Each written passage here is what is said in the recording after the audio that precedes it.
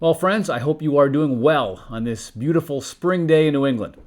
I also hope you had a wonderful Easter celebration with your church families just over a week ago.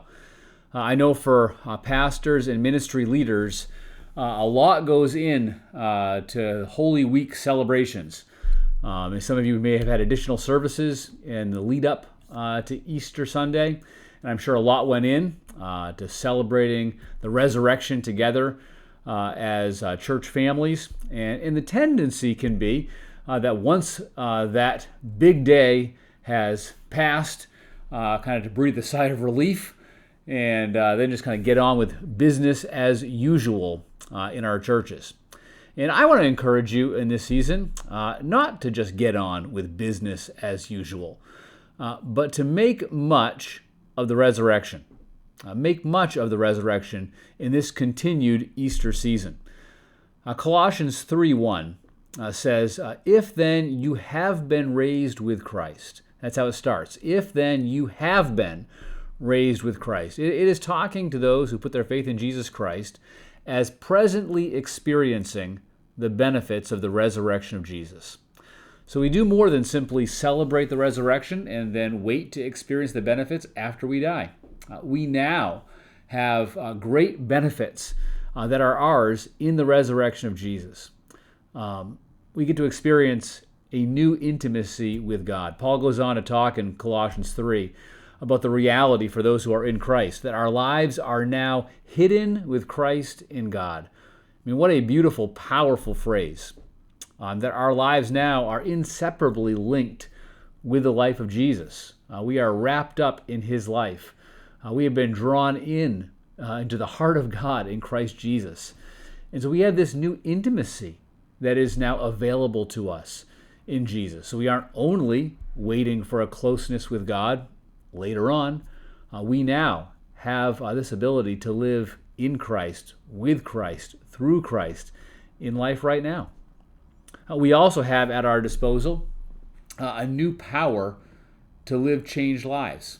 This is Paul's teaching in Colossians 3, where he goes on to describe the ability to put off the old self and to put on the new self that is being renewed in knowledge after the image of its creator. This is a powerful reality, that the resurrection gives us the ability to live new lives. Now, certainly that doesn't happen just with a wave of a magic wand. This is a life of discipleship. It is a life of following Jesus Christ and experiencing the benefits that he brings, the new power to live differently. And I think these new lives are the very things that really makes the message that we proclaim credible.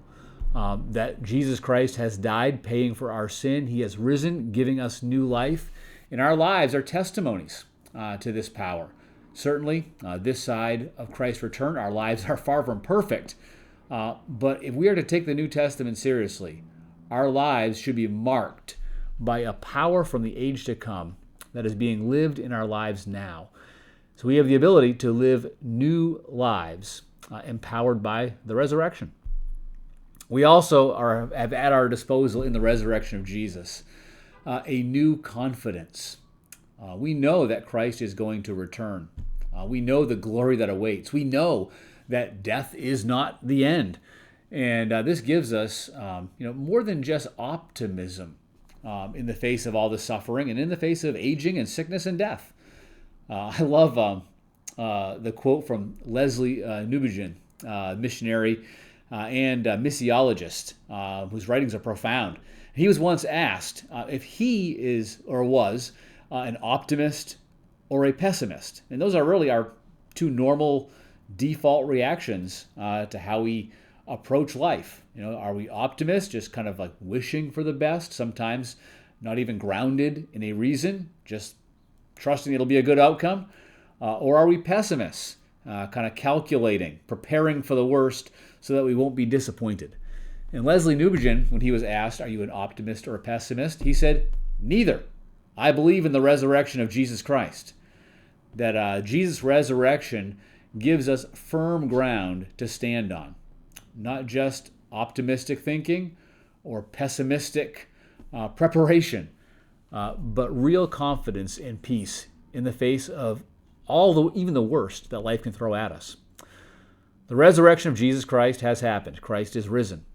Therefore, we have an opportunity for new intimacy with God in Jesus Christ, for new power to live changed lives, and a new confidence and peace that is available, that the worst can happen and nothing of ultimate harm can befall us because of what Jesus accomplished. So happy Easter season. I pray that you would live in the power and the benefits of the resurrection of Jesus Christ. God's best to you, and have a great week.